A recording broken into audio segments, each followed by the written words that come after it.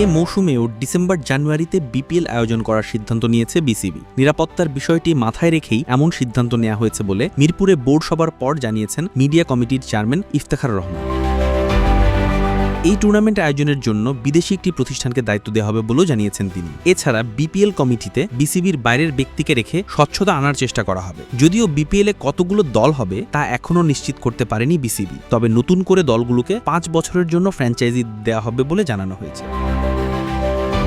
এক্ষেত্রে মানদণ্ড পূরণ করতে পারলে বিদেশি ফ্র্যাঞ্চাইজি নিতেও দ্বিধা করবে না বিসিবি। এবারের বিপিএলে ভেন্যু বাড়ানোর আশ্বাসও দিয়েছেন বিসিবি সভাপতি আমিনুল ইসলাম বুলবুল।